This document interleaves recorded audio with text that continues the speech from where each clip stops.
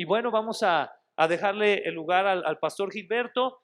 Para aquellos que no estuvieron el día de ayer, quiero comentarlo una vez más. El pastor Gilberto Rocha nos acompaña del Centro Cristiano Calacuaya en el Estado de México, y pues él ha trabajado muy arduamente en cuestión del tema de la ideología de género y todo lo que abarca.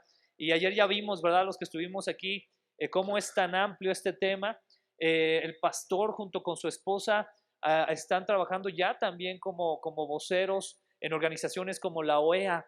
Entonces, Dios les está abriendo puertas de una manera asombrosa. Ayer nos platicaba cómo por medio de la oración, cómo por medio de la organización de un mismo sentir, han podido incluso echar atrás leyes que se han querido establecer en contra, primeramente, de la palabra de Dios, y en segundo lugar de la familia y de la vida, y cómo a través de la unidad, de la oración, el Señor ha obrado de maneras milagrosas, impresionantes. Entonces me gustaría mucho que le demos un aplauso al Señor por la vida del pastor Gilberto, y le dejo al lugar al pastor. Bienvenido otra vez, pastor. Dios te bendiga. Gracias, Alex. Muy bien, ¿cómo están todos? ¿Descansaron? ¿Listos para otra jornada de enseñanza? Bueno, hoy vamos a hablar de 3 errores que ha cometido la iglesia al tratar a la gente de la comunidad LGBT. Pero aquí hay que entender también que junto con la comunidad LGBT también viene toda la ideología de género. Entonces tenemos que separar personas de ideología, porque Cristo Jesús vino a morir por todos los hombres y Él viene a darnos perdón a todos. Entonces vamos a orar, Señor, que tu Espíritu Santo nos permita tener un entendimiento claro de lo que hemos de hacer, evitar errores y actuar en tu voluntad. Yo bendigo esta iglesia y cada congregación también que está aquí representada, y a ti damos la gloria y el honor en el nombre de Cristo Jesús. Amén. Así que comencemos. Primer error. ¿Cuál es el primer error que hemos cometido? El rechazo. Hemos rechazado muchas veces. Ayer alguien me preguntaba, ¿qué hacer con una persona que entra? Pues tenemos que darle la bienvenida y tenemos que ser amigables, amorosos, amistosos con esa persona. Porque esa persona, igual que cualquier otro, necesita a Cristo Jesús. Y creo que el ejemplo que nos dio la hermana también es muy interesante, cómo siendo enfermera, pudo atender a una persona con esa necesidad. El primer error es el rechazo. Como iglesia tenemos que entrenar también o los pastores tenemos que entrenar a la iglesia para saber atender a esta gente, y sobre todo el prejuicio que se tiene. Nosotros allá en el Centro Cristiano Calacuaya hace un par de años recibimos un congreso de un ministerio que se llama Éxodus. Yo no sé si ustedes han oído de él. Éxodus es un ministerio enfocado a la restauración por el quebranto sexual. Y obviamente nos llenamos como de 1,000 personas, y muchos de ellos eran homosexuales, transexuales, transvestis, porque vienen buscando ayuda. Pero he de confesar, nuestros primeros errores lo cometieron nuestros servidores, porque los veían así como con recelo, y no faltaba el hombre que venía con una minifalda como si fuera mujer, y cúbrase, y así no puede estar aquí. Y espérense, piensen en la mujer pecadora y aquel fariseo que decía de Jesús, si este fuera profeta, sabría qué clase de mujer es la que está junto a él. Pero Jesús siempre extendió la misericordia para con todos. Y ese es el primer gran error. Ahora, no es un error, no es una actitud, exclusiva de la iglesia, es una cuestión cultural. He de confesarles que yo soy fanático de las películas de Cantinflas. Y ese fanatismo se las he transmitido a mis hijas. Y a veces mis hijas me dicen, papá, vemos una película de Cantinflas y tengo toda la colección en DVD de las películas de Cantinflas. Y en muchas películas de Cantinflas, él bromea en torno a la homosexualidad. Es muy sutil, es muy fino, pero eso nos deja ver cómo no era algo bien visto. Y cuando hay confusiones o sale un hombre que es así medio amanerado, lo humillaba en sus chistes porque lo dejaba ver como algo ridículo. Y, y eso nos deja ver, esa era la mentalidad del mexicano de la década de los 50, 60 del siglo pasado, pero es una cultura que fue permeando. No era algo bien visto, socialmente no era aceptado. Ahora imagínense dentro de la iglesia, pues todavía mayor escándalo. Pero cuando vamos a predicar a la calle, decimos, ok, va campaña evangelística, tú no sabes con quién te vas a encontrar. Si al que le vas a predicar es drogadicto, narcotraficante, asesino, criminal, ratero, adúltero, homosexual, mentiroso, ¿qué es? Y para cualquier persona, Cristo siempre tiene el mensaje del perdón. Entonces, tenemos que estar conscientes de lo que dice el Señor. Vayan y aprendan lo que significa misericordia quiero y no sacrificio, porque no he venido a llamar a los justos al arrepentimiento, sino ¿a quién? A los pecadores. Como iglesia, ¿qué tenemos que hacer entonces con la gente homosexual? Predicarles el amor de Dios, la misericordia de Dios. Error es enfatizar el pecado. Es decir, solamente tu pecado es ser homosexual. No, les tenemos que hablar de la misericordia de Dios. De hecho, esa discusión la tuvimos con una senadora, Citlali Hernández, que propuso que a nivel federal se considerara la consejería que damos los pastores o la consejería o los tratamientos que dan los psicólogos o los psiquiatras o, los padres de familia, la formación sexual sobre los hijos, esos tres rubros, espiritual, profesional y el peor de todos o el más grave de todos es el de los padres de familia sobre los hijos, que se considerara tortura. Entonces fuimos a hablar con ella y dijimos, oye, esto no puede ser considerada una tortura. Nos está robando la patria potestad a los padres. Yo, padre, tengo el derecho de educar a mis hijos y de formar en ellos su identidad sexual. Y no puedes decir que es una tortura. Y entonces ella nos preguntó, bueno, ¿ustedes consideran el homosexualismo una enfermedad? No, dije, yo no la considero una enfermedad, es una conducta. Es que ustedes tienen centros, ellos le dicen ECOSIG, de esfuerzos de convertir la conducta sexual. Ni sabemos qué es eso.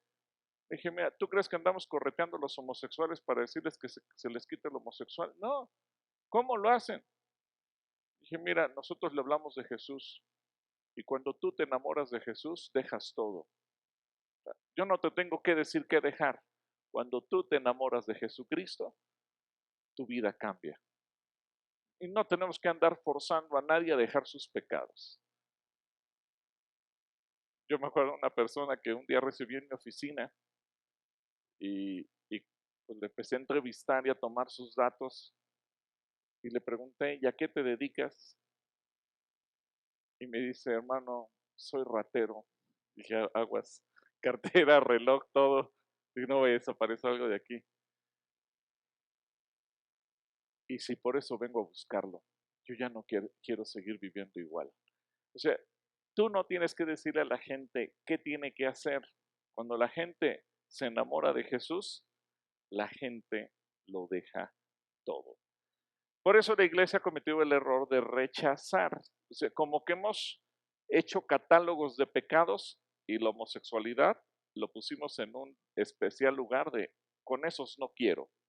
Puedo salir a predicarle a cualquier otro pecador, menos a este. No, error. Pero segundo error que hemos cometido es volvernos una iglesia inclusiva. Ahora, Les decía yo, una cosa son las personas, el homosexual de la calle, el que vive así, y otra cosa es la ideología. Y la ideología ha permeado en muchas congregaciones, a tal grado que entra un homosexual por la puerta, bienvenido, sube, si quieres puedes dirigir la alabanza. Espérate, no, no se trata de eso, porque eso no lo haces con cualquier persona. Cuando llega una persona por vez primera, lo saludas, le das la bienvenida y tratas de ser amistoso con esa persona, que conozca la iglesia y lo vas llevando a Cristo y que acepte a Cristo en su corazón y que se bautice en agua y que ponga su vida en orden, etcétera, etcétera, etcétera. El discipulado que se da a una persona. Nunca lo subes de la calle a servir en ningún área. ¿Por qué a un homosexual sí? Solo para mostrar que soy diferente y que esta iglesia es misericordiosa con todos, entonces me estoy yendo al otro extremo y no podemos caer en ello. Ahora, también hay que tener en cuenta que la ideología de género como tal ha tratado de permear la iglesia y se ha tratado de meter en todos los aspectos, incluso la teología. Así que como el primer error que vimos puede ser el rechazo, el segundo error es el ser una iglesia inclusiva. Ellos, quienes promueven la ideología de género, quieren tomar control del cristianismo. Y entonces ustedes van a ver la Reina Valera, Reina 60, Biblia de estudio con teología inclusiva. Y entonces van a usar pasajes como el de David y Jonatán, que su amor, dice, era más dulce que el de las mujeres. Ahí está, eso es una clara prueba de homosexualismo o bisexualismo, porque a David le gustaban las mujeres, pero también le gustaban los hombres. Y comentarios así. Ahora, yo sé que algunos dirán, ah, caray, nunca había pensado en ese pasaje de esa manera. ¿Qué significa eso? Ese es un dicho hebreo que aún el día de hoy siguen utilizando. Y lo utilizan entre soldados, bomberos o policías. Hay que entender el concepto de la seguridad en Israel es muy diferente a la seguridad de México, porque ellos viven rodeados de países enemigos, viven protegiéndose de un ambiente terrorista. Entonces, los soldados regularmente salen cuidando su integridad. Y cuando van dos soldados cuerpo a cuerpo, ellos dicen, tu vida depende de la mía y mi vida depende de la tuya. Si yo me distraigo y no te protejo, tú te mueres. Si tú te distraes y no me proteges, yo me muero. Como nuestras vidas dependen el uno del otro, de lo bien que hagamos nuestro trabajo. Tu amor para mí, hablando de un amor fraterno, es en este momento más importante que el amor de mi esposa o del esposo, porque en Israel hay soldados mujeres, porque dependemos el uno del otro para salir de esta misión vivos. Aquí no hay persona más importante en el universo que tú a mi lado, porque se protegen en parejas. ¿Entienden la idea?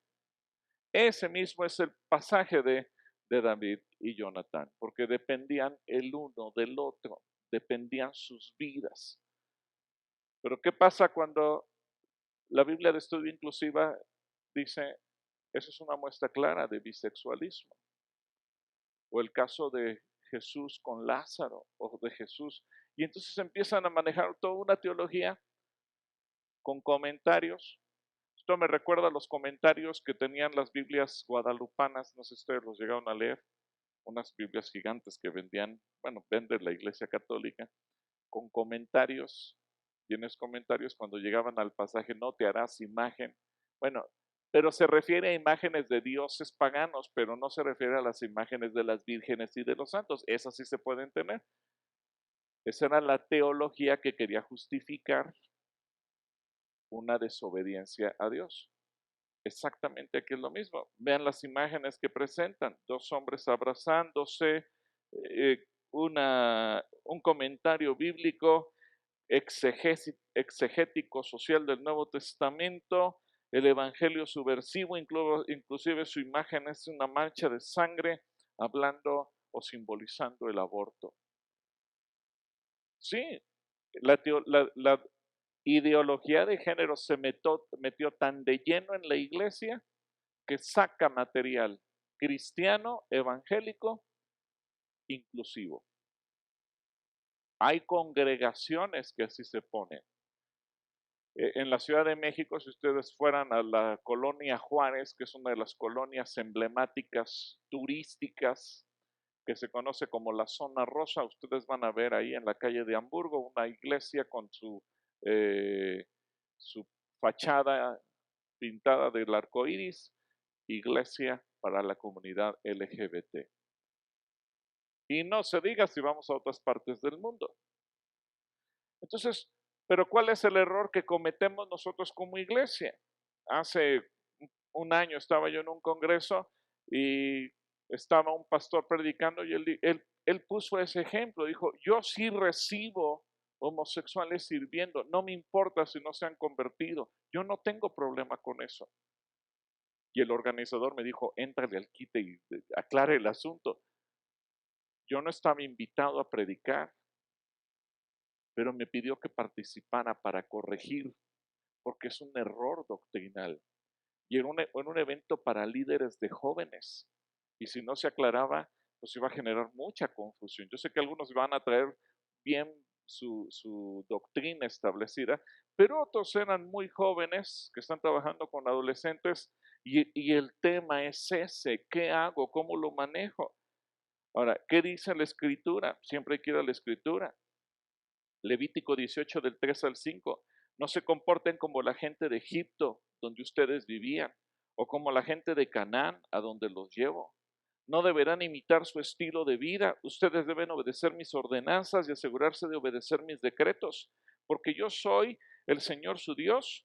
Si obedecen mis decretos y mis ordenanzas, encontrarán vida por medio de ellos. Yo soy el Señor. Y Mateo 22, 9 al 14 dice, ahora salgan a las esquinas de las calles. Fíjense, esto es lo interesante porque lo dice Jesús. E inviten a todos los que vean. Entonces los sirvientes llevaron a todos los que pudieron encontrar, tanto buenos como malos. Esto habla de las salidas evangelísticas. Y la sala se llenó de invitados. Pero pongan atención al versículo 11. Cuando el rey entró para recibir a los invitados, notó que había un hombre que no estaba vestido apropiadamente para la boda. Estaba dentro de la iglesia sin ser parte de la iglesia. Estaba dentro de la iglesia, dentro de la congregación, sin estar renovado, revestido, salvado, perdonado, restaurado. Y entonces dice, amigo, le preguntó, ¿cómo es que estás aquí sin ropa de bodas? Pero el hombre no tuvo respuesta. Entonces el rey dijo a sus asistentes, átenlo de pies y manos y arrójenlo a la oscuridad de afuera, donde habrá llanto y rechinar de dientes, pues muchos son los llamados, pero pocos los elegidos. ¿Quién va a ser el culpable de meter a mucha gente sin estar vestido de bodas? Los pastores, porque muchas veces meteremos gente que no estamos llevando al arrepentimiento. Entonces, son bienvenidos como cualquier persona, pero como cualquier persona tiene que pasar el proceso de salvación, restauración, discipulado, como debe ser. Tercer error, y ese es el que ha tomado la mayoría de la iglesia. La mayoría. Yo diría tal vez la mitad o más de la mitad. La indiferencia. Indiferencia. Hermanos, estamos en los últimos tiempos, ¿qué le vamos a hacer? Hermanos, pues si Dios quiere que lo detenga y si no, pues ¿qué hacemos nosotros? Hermano, pues es que está más allá de nosotros. Hermano, es que eso es política y la iglesia no se mete en la política. Hermano, pues qué bueno que hacen lo que ustedes están haciendo. Me han contado muchos que me dicen, y les estamos echando porras. Digo, mira, esto no se trata de que nos eches porras, mejor vente a la cancha y ponte a trabajar con nosotros. Esto no es de echar porras, es de trabajar. Indiferencia. Y me he encontrado pastores que me dicen, pues yo aquí no tengo homosexuales y si tengo uno lo corro. A mí eso no me importa. Indiferencia. Pero, ¿qué dice la Biblia? Hebreos capítulo 6, versículo 12. Entonces, no se volverán torpes, ni qué, ni indiferentes espiritualmente. En cambio, seguirán el ejemplo de quienes gracias a su fe y perseverancia heredarán las promesas de Dios. Fíjense bien, piden cárcel para quien dé terapias anti-gay. Morena propone considerar tortura querer corregir la orientación sexual de un menor. Y esto va dirigido a los padres de familia. Según los psicólogos, el 90% de los niños llega a pensar en algún momento de su vida. Claro, mucha gente no se acuerda de eso porque fue una etapa de confusión en la adolescencia y la madurez misma nos lleva a tener la identidad correcta. Pero según los psicólogos, el 90% llega a pensar, ¿y si hubiera sido niña? O las niñas piensan, ¿y si yo hubiera sido niño? Mujercitas que cuando empiezan a experimentar la menstruación dicen, ay, qué molesto, mejor hubiera sido hombre para no tener que menstruar. Y cosas por el estilo. Pero llega un momento en que eso se olvida, se pasa, es parte de la madurez. Imagínate que en ese momento tú le fastidias la vida a un niño y le cambias el sexo, solo porque le pasó por la mente esa idea. Según los psicólogos, muchos de los homosexuales son diosintónicos, es decir, tienen un conflicto en lo que son y lo que quieren ser. Por eso es que buscan ayuda. Y van con el médico y le dicen, es que no me siento cómodo, no, no disfruto, estoy mal. En la Ciudad de México, bueno, a nivel mundial hay un problema de que entre la comunidad LGBT el suicidio es la principal causa de muerte. Y muchos han querido culpar a la sociedad o a los familiares.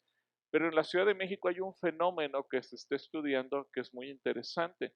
En esa zona rosa que les digo, hay un centro comercial sobre Avenida Paseo de la Reforma, que seguramente si no conocen la Ciudad de México la han visto en fotografías, una avenida muy bonita, y hay un centro comercial que es Reforma 222.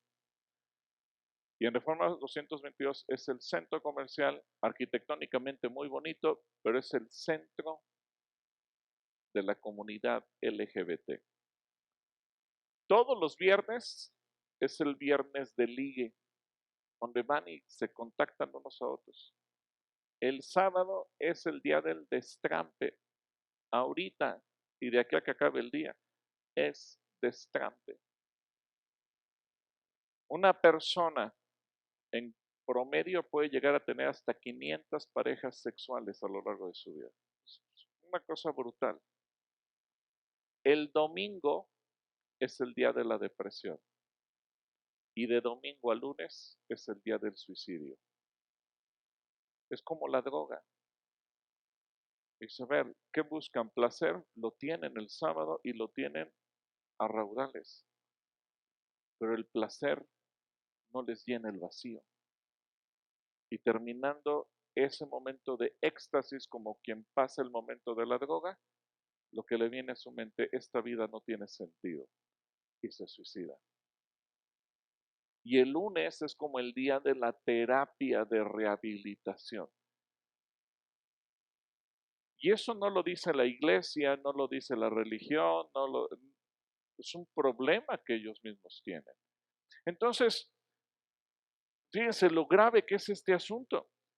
Y no podemos ser indiferentes porque además son seres humanos que necesitan conocer el favor de Dios.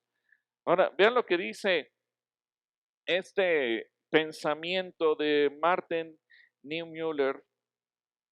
Este fue del tiempo de los nazis. Dijo, y por mí vinieron y nadie dijo nada.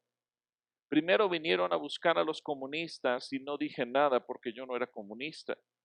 Luego vinieron por los judíos y no dije nada porque yo no era judío. Luego vinieron por los sindicalistas y no dije nada porque yo no era sindicalista. Luego vinieron por los católicos y no dije nada porque yo era protestante. Luego vinieron por mí, pero para entonces ya no quedaba nadie que dijera nada. Hermanos, si seguimos indiferentes, llegará un momento en que pagaremos el precio de nuestra propia indiferencia.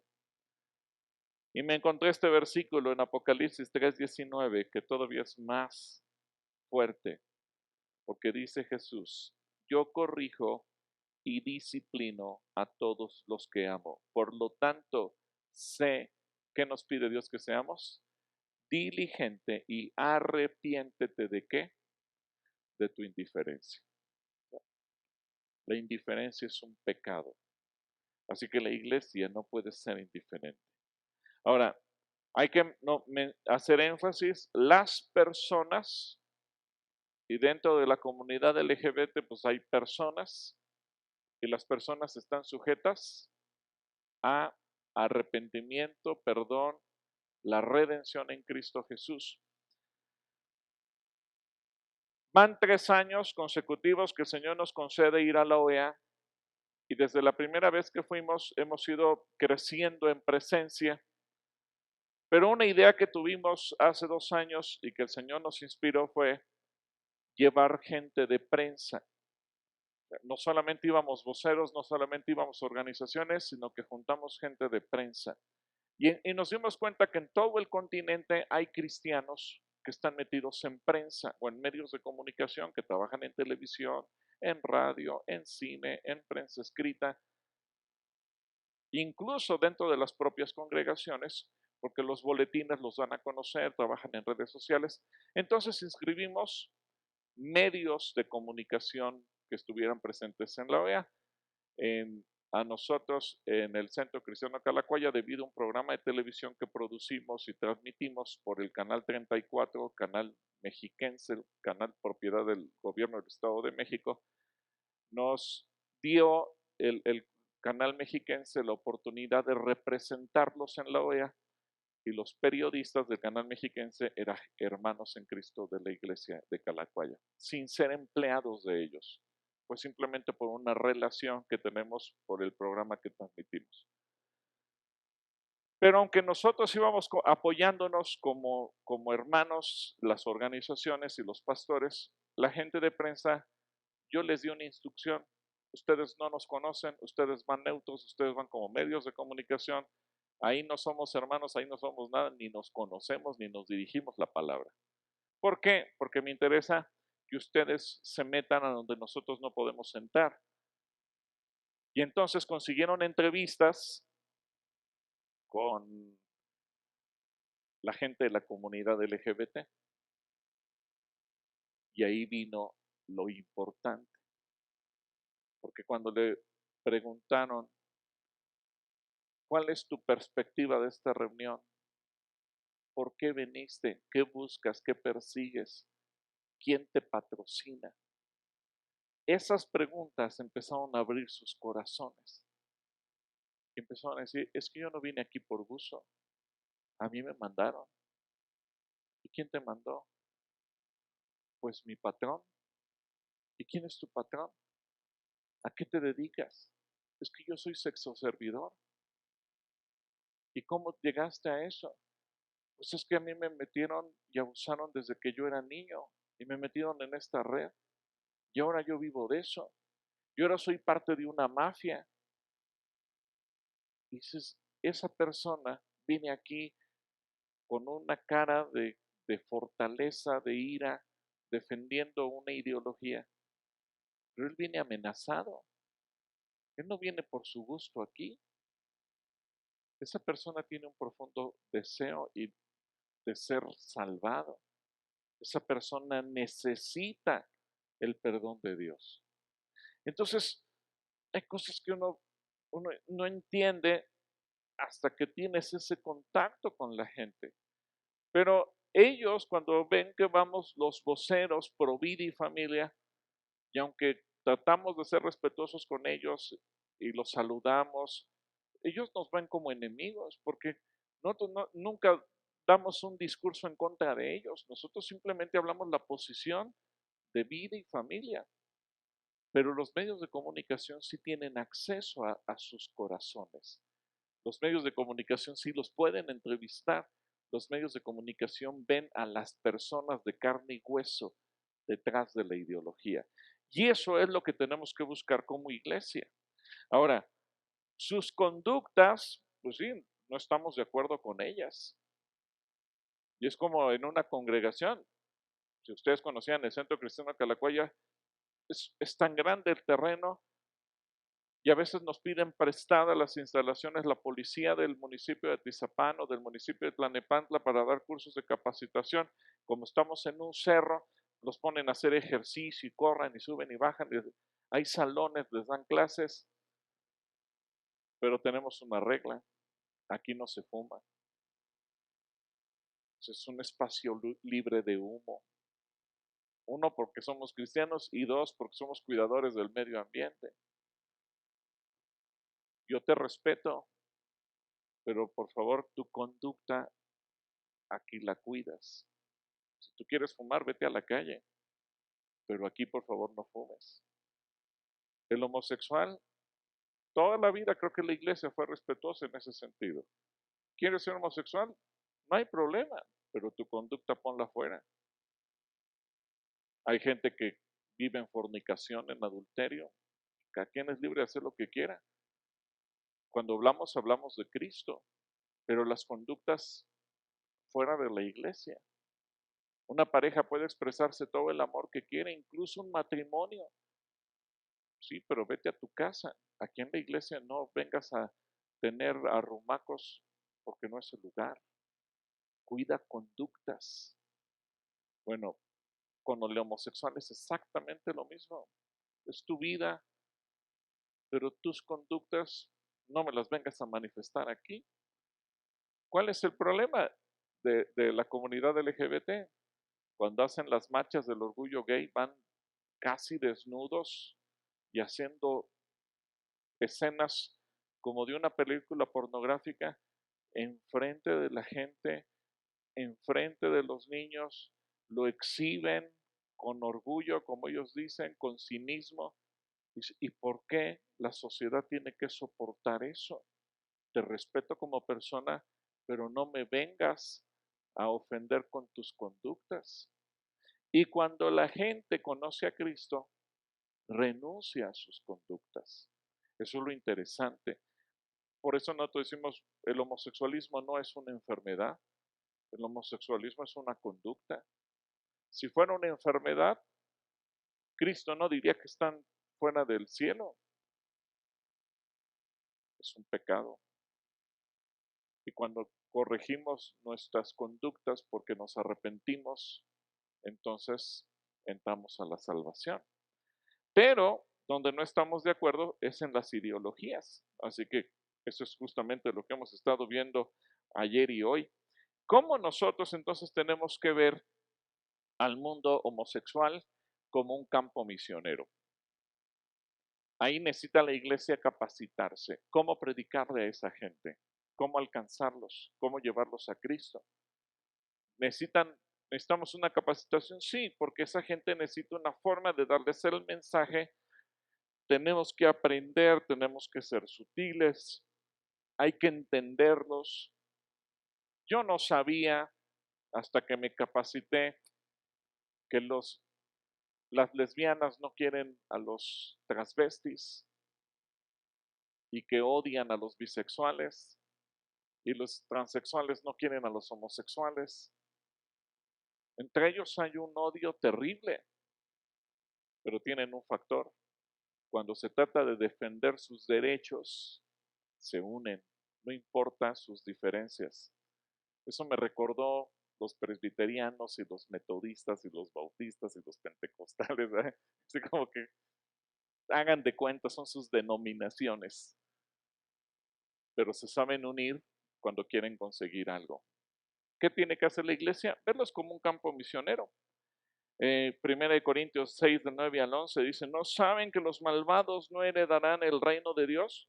No se dejen engañar ni los fornicarios, ni los idólatras, ni los adúlteros, ni los sodomitas, ni los pervertidos sexuales, ni los ladrones, ni los avaros, ni los borrachos, ni los calumniadores, ni los estafadores heredarán el reino de Dios. ¿Se da cuenta? Aquí agrupa todos los pecados por igual. Pero versículo 11, y eso eran algunos de ustedes, pero ya han sido, ¿qué? Lavados, ya han sido santificados, ya han sido justificados en el nombre del Señor Jesucristo y por el Espíritu de nuestro Dios. Es decir, la oportunidad de salvación es para todos, por eso tenemos que verlos a ellos como un campo misionero. La NTV, este mismo pasaje, cuando habla de los pecados, dice los que se entregan al pecado sexual, o rinden culto a ídolos, o cometen adulterio, o son prostitutos, o practican la homosexualidad. Es decir, el énfasis es el mismo. Y 1 Timoteo capítulo 1 del 9 al 11 dice, tengamos en cuenta que la ley no se ha instituido para los justos, sino para los desobedientes y rebeldes, para los impíos y pecadores, para los irreverentes y profanos. La ley es para los que maltratan a sus propios padres. O sea, y entra en la misma categoría para los asesinos, para los adúlteros y los homosexuales, para los traficantes de esclavos, los embusteros y los que juran en falso. En fin, la ley es para todo lo que está en contra de la sana doctrina enseñada por el glorioso evangelio que el Dios bendito me ha confiado. Es decir, hay que verlos como un campo misionero. Y ellos hacen mucho alarde de la palabra inclusión. Y fíjense bien, ser gay no es ser incluyente. El mundo LGBT también discrimina. Y curiosamente, este artículo está escrito por un homosexual. Entonces, ellos reconocen que en sí mismos tienen este problema. Lo que ellos necesitan es amor. Y en otro momento hablaremos de las raíces del homosexualismo, que finalmente es parte de lo que ellos van a necesitar, es ese amor de parte de Dios y que a veces ellos confunden con relación sexual. Y el amor que buscaban de su padre, creen que lo encontraron en otro hombre, o el amor que buscaban de su madre en otra mujer. ¿Qué tiene que hacer la iglesia? Influenciar. Pero tenemos que tener la idea, el corazón de lo que Dios quiere hacer, porque el Señor nos manda a nosotros ser luz del mundo. Y me llama la atención cómo lo traduce la NTV en Jeremías 15:19. Tienes que influir en ellos, no dejes que ellos influyan en ti. Hoy tenemos un peligro en la iglesia, que la iglesia se está adaptando a lo que la sociedad quiere. Entonces estamos haciendo congregaciones de acuerdo a la sociedad, no de acuerdo al corazón de Dios. Y esto el Señor nos lo advierte. ¿Qué tiene que buscar la iglesia? La santidad. Porque dice el Salmo 93:5, tus testimonios son muy firmes, la santidad conviene a tu casa, oh Jehová, por los siglos y para siempre. ¿Por qué razón no podemos poner gente pecadora a servir? Gente que no ha sido pasada por el arrepentimiento o la salvación. Porque dice el Señor, la santidad conviene a mi casa. Por eso el Señor pone reglas para el servicio. En Hebreos 12:14, procuren vivir en paz con todos y en santidad, sin la cual nadie verá al Señor. Entonces, esto nos lleva al punto, no puedo ser una iglesia incluyente, porque si acepto gente en pecado, a servir, entonces yo estoy negando la santidad que Dios me exige. Y los estoy engañando a ellos porque ellos creerán que están bien delante de Dios, pero su vida no está enfocada a vivir en santidad. Ahora, ¿qué tenemos que hacer nosotros? Pelear por nuestros hijos. Y les recuerdo lo que vimos ayer en Nehemías 4:14. Después miré y me levanté y dije a los nobles y a los oficiales y al resto del pueblo, no temáis delante de ellos, acordaos del Señor, grande y temible, y pelead por vuestros hermanos, por vuestros hijos, por vuestras hijas, por vuestras mujeres y por vuestras casas. Y el Señor nos manda ser sal de la tierra, sal de la tierra, sal de la tierra.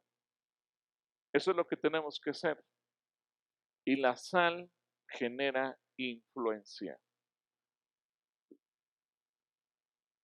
¿Por qué el Señor no dijo ustedes son el azúcar de la tierra? ¿Por qué no dijo el Señor ustedes son los plátanos de la tierra? ¿Por qué no dijo el Señor ustedes son la manzana de la tierra? ¿Por qué el Señor no dijo ustedes son la miel de la tierra?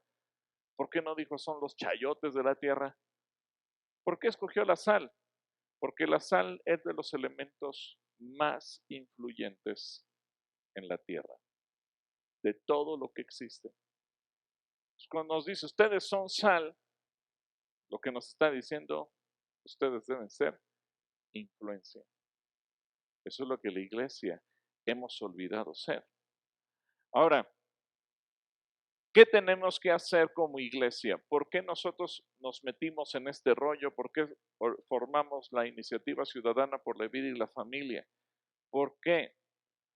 Déjenme hacerles una pregunta. ¿Qué tenían en común Elías, Eliseo, Isaías, Jeremías y Juan el Bautista? ¿Qué tenían en común? ¿Qué eran ellos? ¿Cuál era su ministerio? Eran profetas. ¿Y a quién le hablaron ellos? Y más que al pueblo, a los reyes. Déjenme ponérselo en el lenguaje actual. Ellos le hablaban a los políticos en turno. Ellos le hablaban y le decían lo que estaba bien y lo que estaba mal. Por una razón. Si el rey estaba bien, el pueblo estaba bien.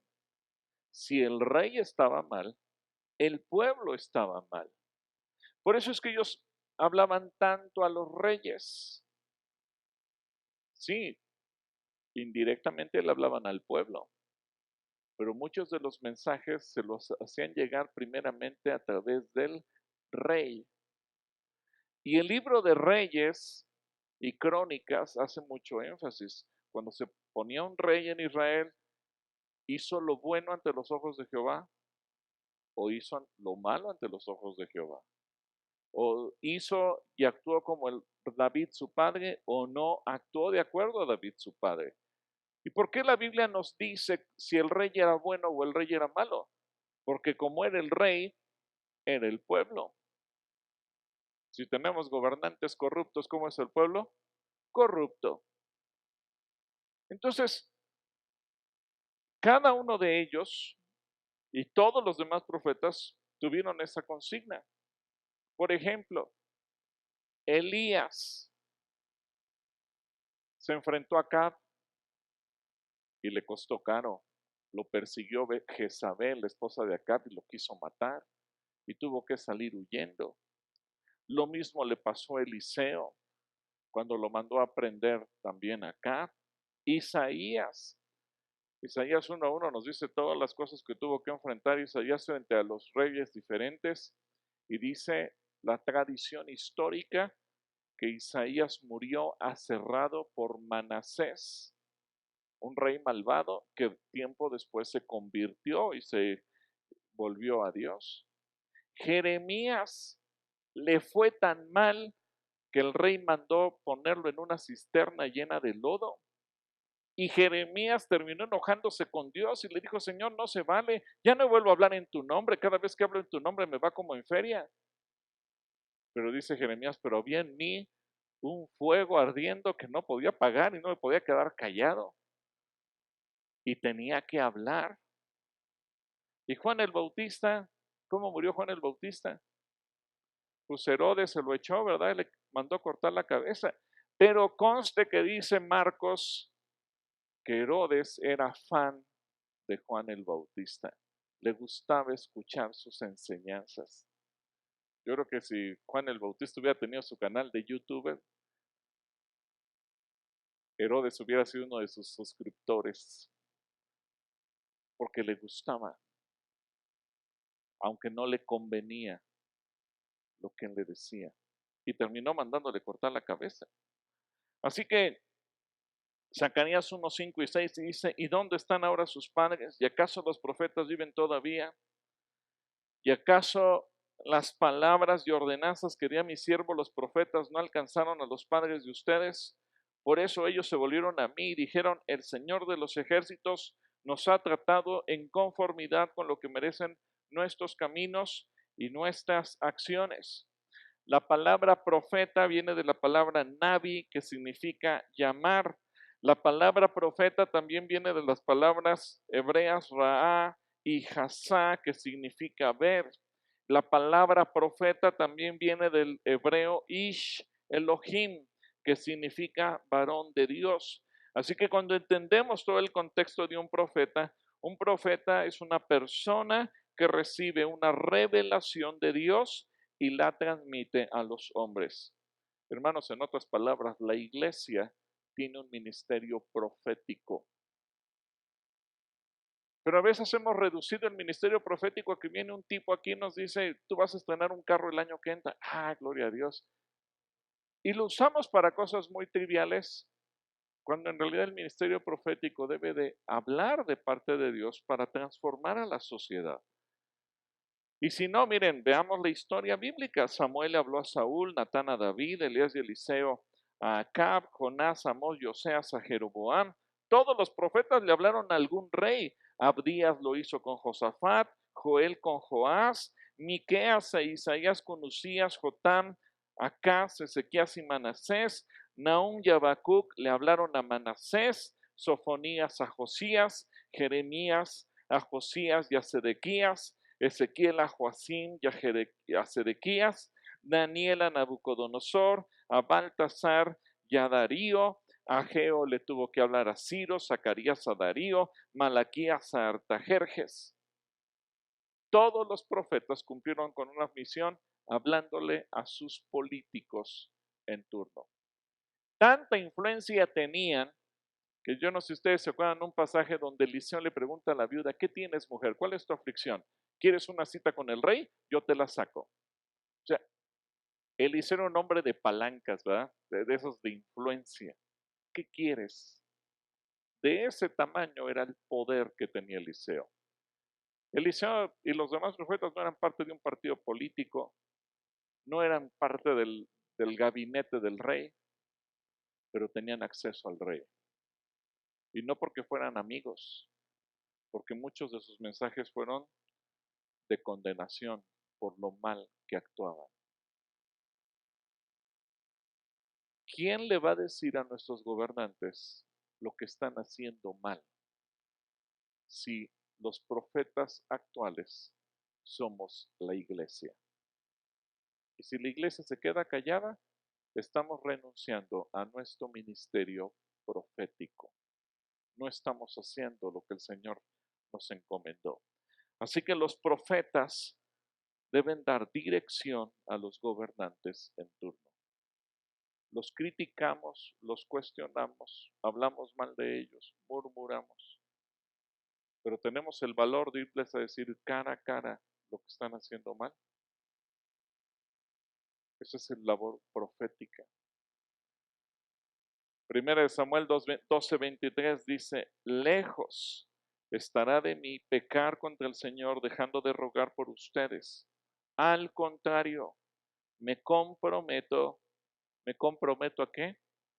A instruirlos en el camino bueno y recto. Ese es un compromiso de la iglesia hacia los gobernantes. Les decía, ahora que hemos estado recorriendo congresos estatales y federales, de repente salen del closet, ya no los homosexuales que salen del closet los cristianos, los pro vida, ya que hablamos, ay hermano, yo también soy cristiano, yo también soy pro vida. ¿Y dónde andabas? Pues es que me daba pena, ¿qué tal si me corrían? Ahora ellos son los que salen del closet. ¿Qué les dio el valor de decir yo también? Ver a la iglesia, ver a la iglesia.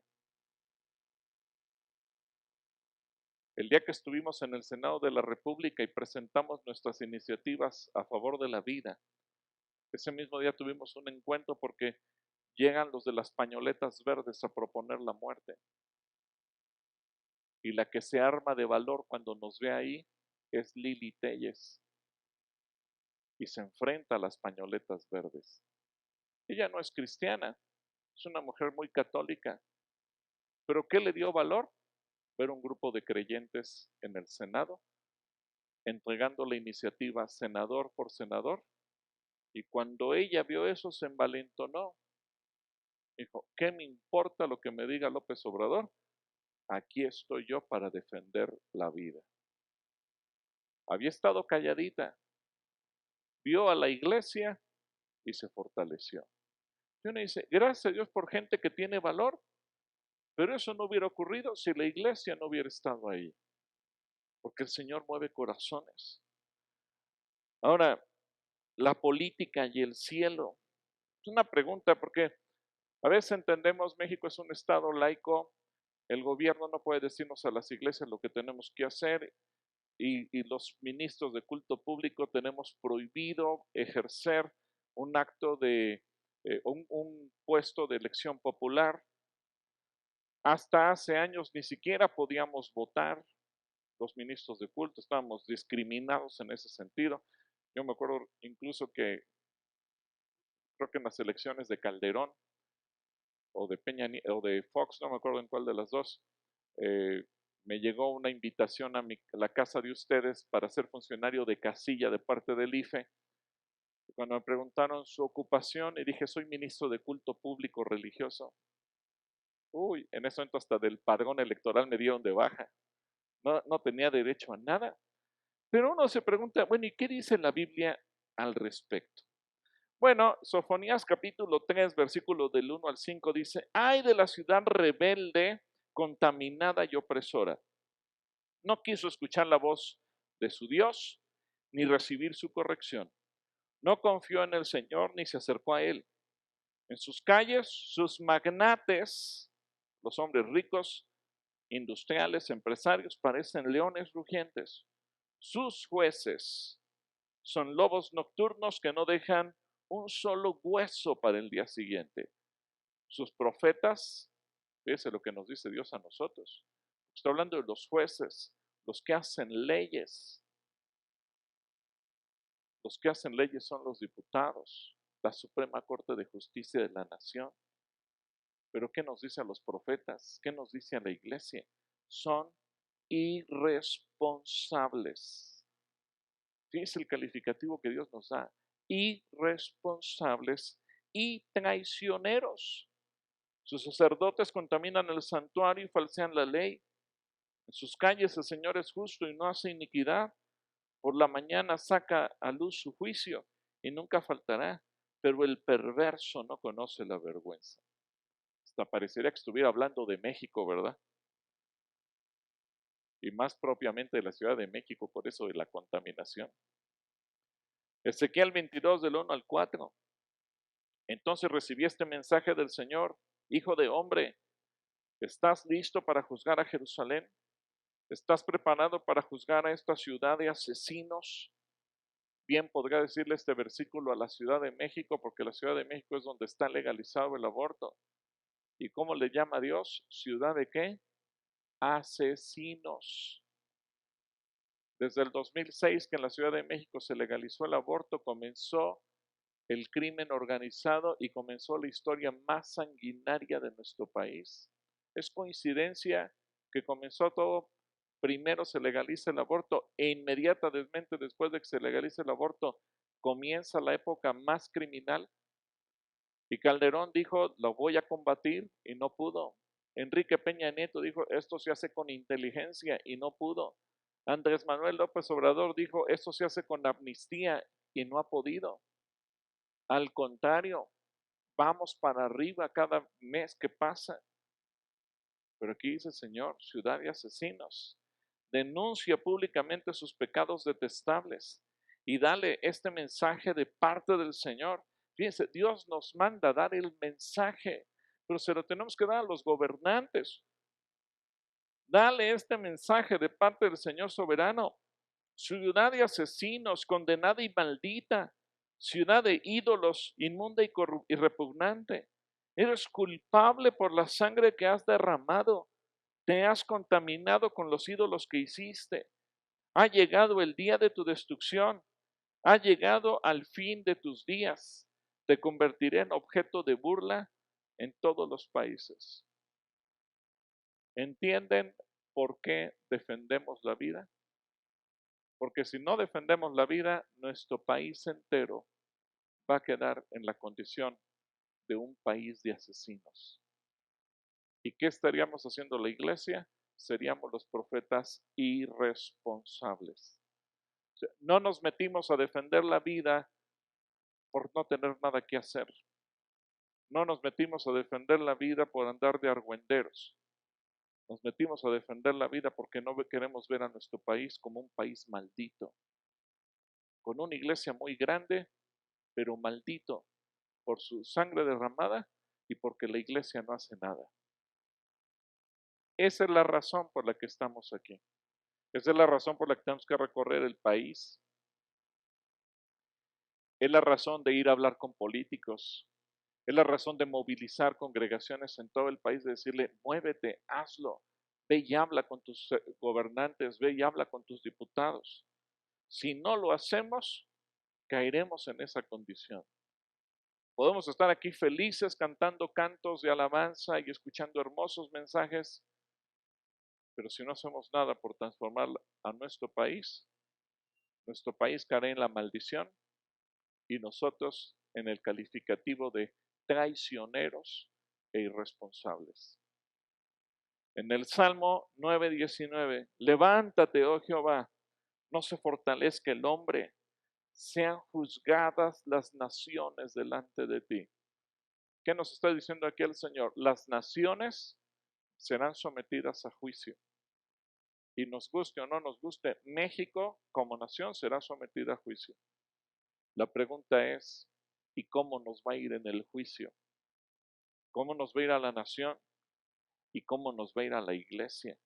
Porque primera de Pedro 4:17 al 19 dice, ya es tiempo de que el juicio comience, pero ¿por dónde va a comenzar? Por la casa de Dios, la iglesia. Y si comienza primero por nosotros, ¿cómo será el fin de los que no obedecen el Evangelio de Dios? Además, si el justo con dificultad se salva, ¿en dónde quedarán el impío y el pecador? Así que aquellos que sufren por cumplir la voluntad de Dios, encomienden su alma al fiel Creador y hagan el bien. Hay juicio y habrá juicio. Y habrá juicio sobre las naciones, pero también habrá juicio sobre la iglesia. En primer libro de Reyes, capítulo 22, versículo 17 al 23, dice, entonces Micaías, este es un pasaje muy interesante, pueden leer todo el pasaje después en su casa, pero antes de leerlo, están en una reunión de gobernantes tomando una decisión, ¿vamos o no vamos a la guerra? La reunión es eminentemente política, están en un salón reunidos solamente gobernantes, pero quieren tener confirmación y llaman a sus brujos, a sus agoreros, a sus profetas. Igualito que como sucede el día de hoy, como comenzó nuestro presidente su sexenio, llamando a sus brujos a que le hicieran el acto del bastón de mando. Lo mismo. Por eso dice Eclesiastés, lo mismo que ya pasó es lo mismo que va a pasar ahora. Nada hay nuevo bajo el sol. ¿Y qué sucede en el cielo? Si las reuniones de políticos. El problema es que a veces la iglesia llegó a desarrollar la teología, pues la política es del diablo. Y el diablo se la creyó y se quedó con ella. Y nosotros se la soltamos. Pero vean el interés de Dios Entonces Micaías dijo: en una visión vi a todo Israel disperso por los montes, como ovejas sin pastor, y el Señor dijo: han matado a su amo, envíalos a sus casas en paz. ¿No te dije, exclamó el rey de Israel a Josafat, nunca me profetiza otra cosa que desgracias? Micaías continuó diciendo: escucha lo que dice el Señor. Vi al Señor sentado en su trono, rodeado de todos los ejércitos del cielo, a su derecha y a su izquierda. Entonces el Señor dijo: ¿quién puede seducir a Acab para que vaya a pelear contra Ramot de Galad y lo maten? Hubo muchas sugerencias, pero fíjense, esto viene en el cielo y Dios lo pregunta. Versículo 21, hasta que finalmente un espíritu se acercó al Señor y dijo: yo puedo hacerlo. ¿Cómo lo harás?, preguntó el Señor. El espíritu contestó: saldré e inspiraré a todos los profetas de Acab para que hablen mentiras. Tendrás éxito, dijo el Señor, adelante, hazlo. Así que, como ves, el Señor ha puesto un espíritu de mentira en boca de todos tus profetas, porque el Señor ha dictado tu condena. Repito, están en una reunión de políticos. Quien toma la decisión de lo que va a pasar en esa reunión de políticos es el Señor en el cielo. Le pregunto, ¿le interesa a Dios la política? Sí, porque de lo que se decide en esa reunión de políticos depende el futuro del pueblo. Y Dios ama al pueblo. Por eso la iglesia tiene que ser intencionalmente influyente. Ahora, la Biblia nos enseña que las naciones tienen espíritus. Hay espíritus en las naciones. Daniel 10, 20 y 21 dice: ¿sabes por qué he venido?, respondió él. Pronto debo regresar a la lucha contra el espíritu, príncipe del reino de Persia. Y después de eso vendrá el espíritu príncipe del reino de Grecia. Yo me pregunto, ¿cuál será el espíritu príncipe de México? ¿Qué nos está gobernando? ¿Qué inmundicias estarán gobernando sobre nuestra nación? Versículo 21. Mientras tanto, te diré lo que está escrito en el libro de la verdad. Nadie me ayuda contra esos espíritus príncipes, a excepción de Miguel, el príncipe de ustedes. ¿Cómo vamos a combatir esos espíritus? En oración. Es una guerra espiritual que tenemos que combatir en oración. Así que la función profética de la iglesia debe marcar el rumbo de nuestra nación.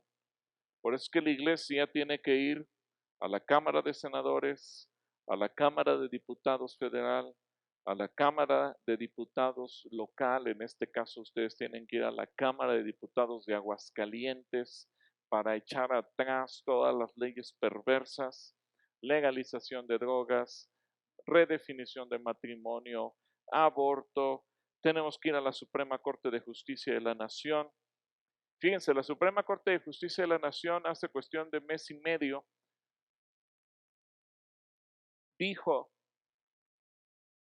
es legal el aborto en todo el país por violación, sin que la mujer tenga que presentar ninguna denuncia, baste el dicho de su boca.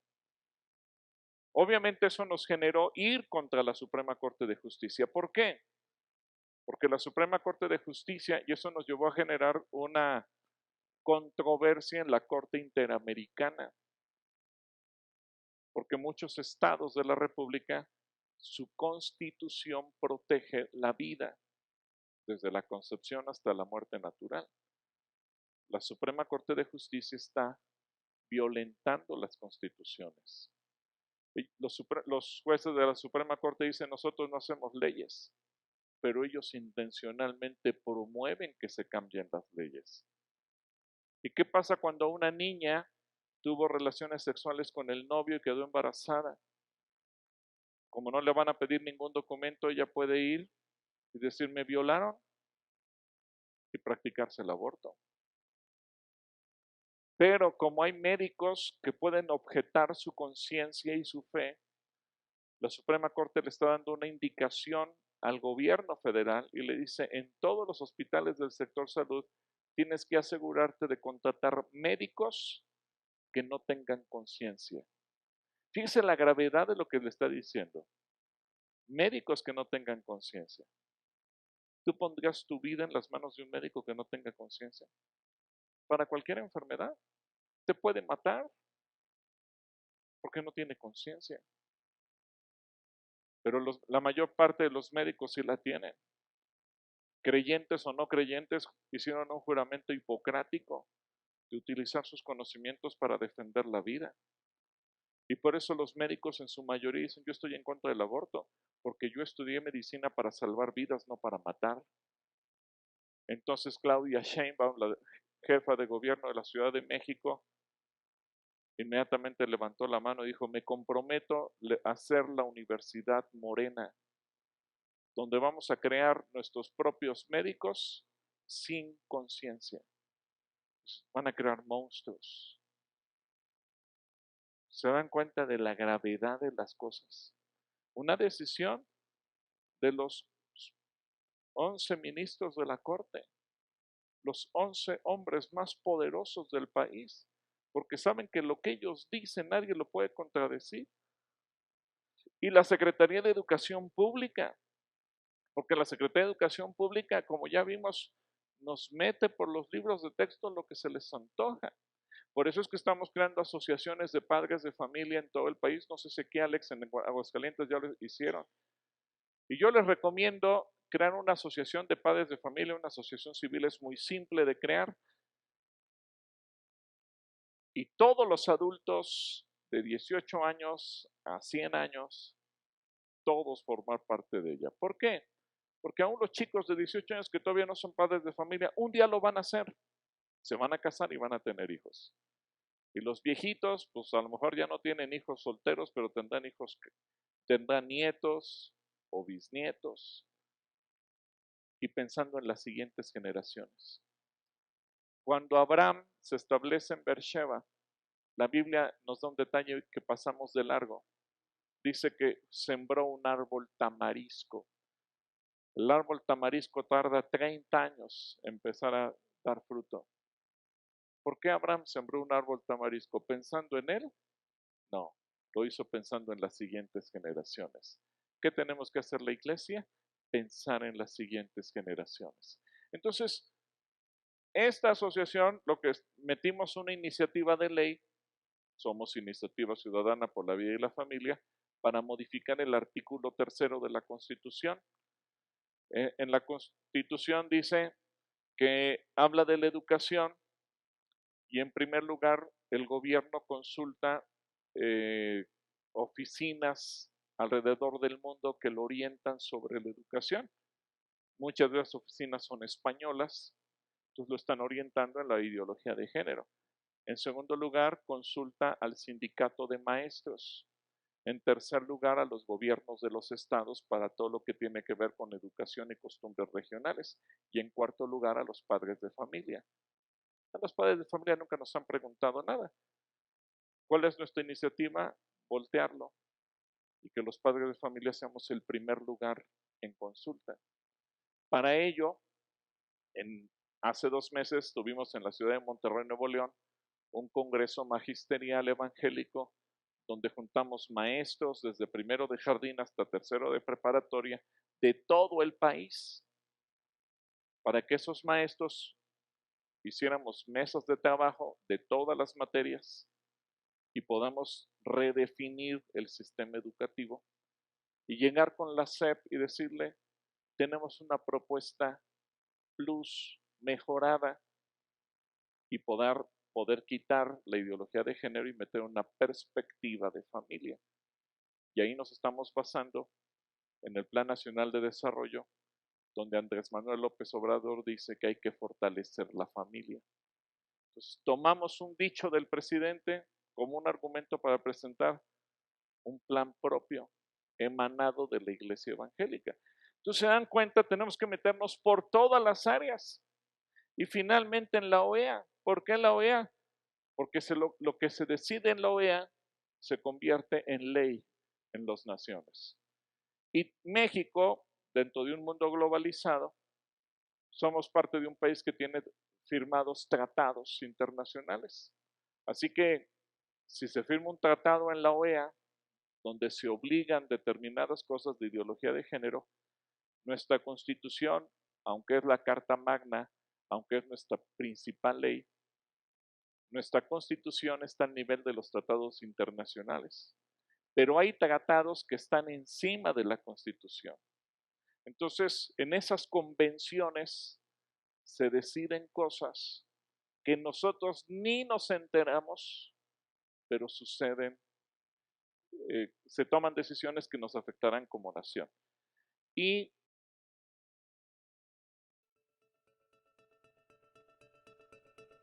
representado hoy en esta mesa por la señora Clara Vega Almaraz, de la organización Casa Asistencia IAP. Señora Vega, tiene usted la palabra. En el concierto de las naciones, el papel de la Organización de Estados Americanos es un factor extraordinario para la formalización del diálogo entre la propia OEA, los Estados miembros y nosotros, las organizaciones de la sociedad civil.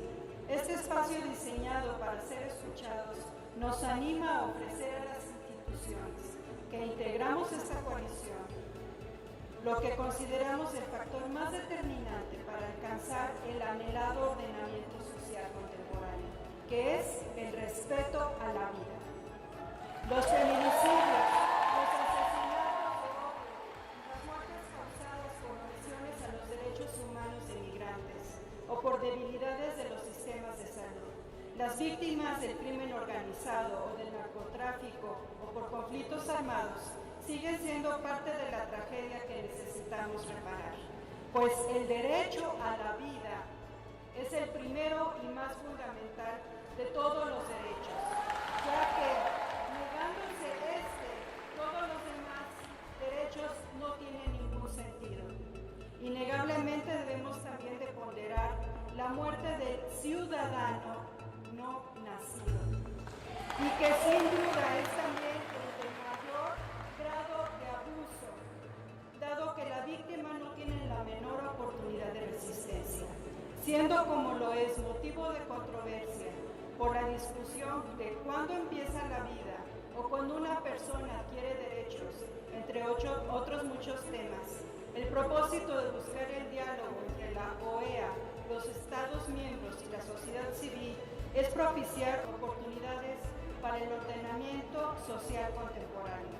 ¿Por qué entonces no comenzamos por ofrecer la misma oportunidad del derecho de la vida sin distinción de edad, raza o condición social? Estamos aquí para construir en un diálogo respetuoso y sereno sociedades fundamentadas en sólidos principios democráticos que nos den certidumbre de futuro, estabilidad social y espacio de respeto en el que las oportunidades sean iguales para todos. Y esto debe de incluir a los no nacidos, porque también son personas. La democracia y el Estado de Derecho se edifican en la promoción del respeto al individuo y la valoración de la vida humana. No puede ignorar al no nacido, sino por el contrario. La OEA, los Estados miembros y la ONG asistentes debemos asumir su defensa y protección para garantizar este principio democrático que es el respeto a la vida. Debemos de aprovechar el tema y el lema que establece la OEA: más derechos para más gente, y esto incluye a los no nacidos.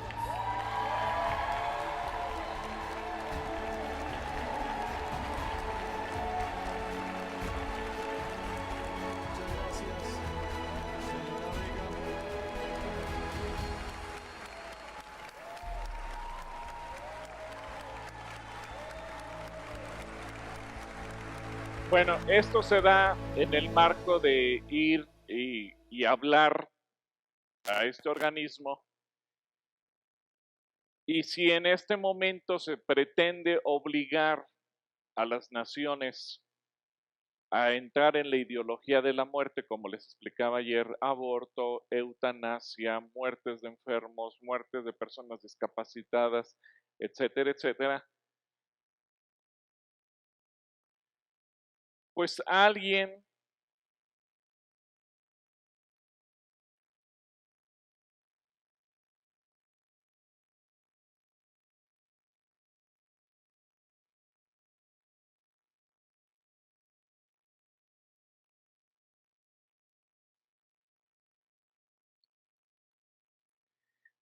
tiene que ir a hablar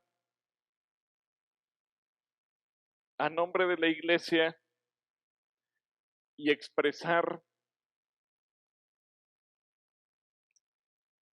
nuestros valores. Obviamente se meten versículos disfrazados, parafraseados, pero tenemos que ir y hablar y tenemos que ser voz. Y si no lo hacemos nosotros, la pregunta es ¿quién?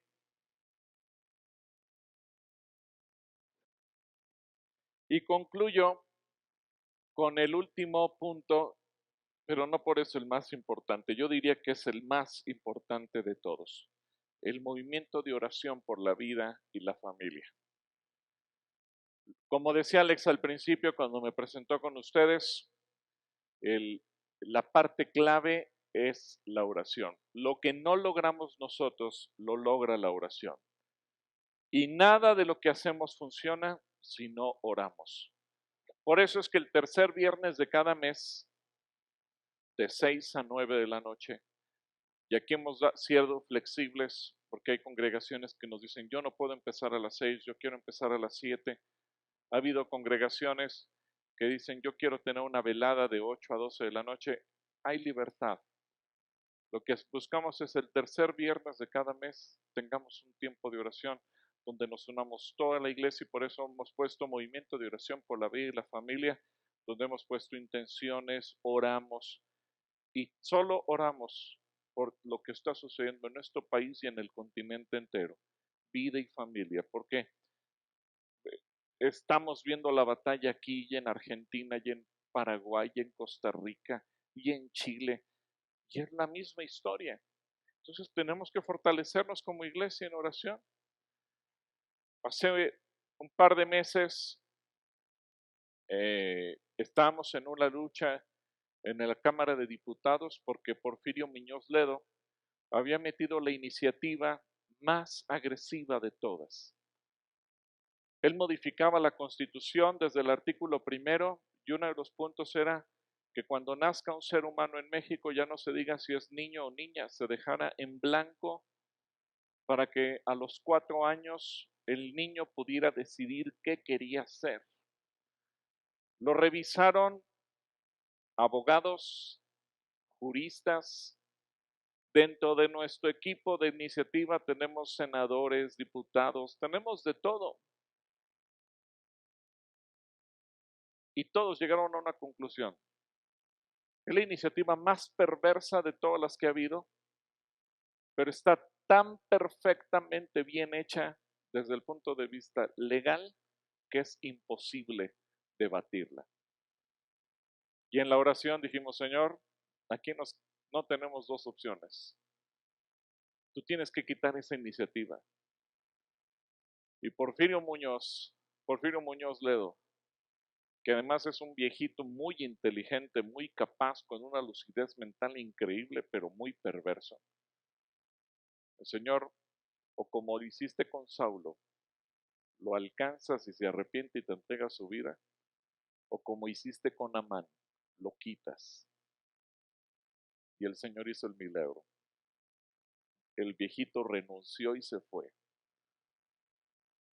Y le hicimos una cita tuitera y le llenamos a todos los diputados que estaban inmiscuidos en el asunto, lo bombardeamos de tweets en contra de su iniciativa, denunciando la perversión y la iniciativa. El Señor hizo el milagro, pero eso lo hizo en oración. Quitaron ellos de manera espontánea, retiraron la iniciativa. No nos dieron una sola entrevista, no nos dieron oportunidad de platicar con ellos. Es más, don Porfirio Muñoz Ledo mandó vetar para que no dejaran entrar al Congreso a la persona que estaba haciendo todas las gestiones de parte de la iniciativa ciudadana. Humanamente era imposible, pero para el Señor no hay nada imposible. Así que, ¿qué les parece si nos ponemos de pie y oramos por esto? Padre, yo quiero ponerme junto con mis hermanos en tu presencia en esta hora. Yo quiero rogar para que tu Espíritu Santo haga la obra. Gracias porque tú vas a detener esas iniciativas. Tal vez somos pocos como el ejército de Gedeón, pero para ti lo mismo es salvar con pocos que con muchos. Padre, no dependemos de nosotros, no dependemos de nuestra fuerza, no dependemos de nuestras conexiones o conocidos en las cámaras, dependemos de ti.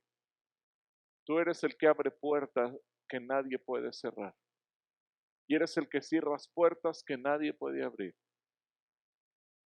Queremos ser una iglesia de influencia, una iglesia que tú no tengas que acusar de irresponsable ni de traicionera, sino una iglesia que cumpla la tarea que tú nos has mandado, Señor. En el nombre de Cristo Jesús. Amén. Alex, bueno, los dejo con Alex, a ver, no sé qué viene ahorita de receso y regresamos.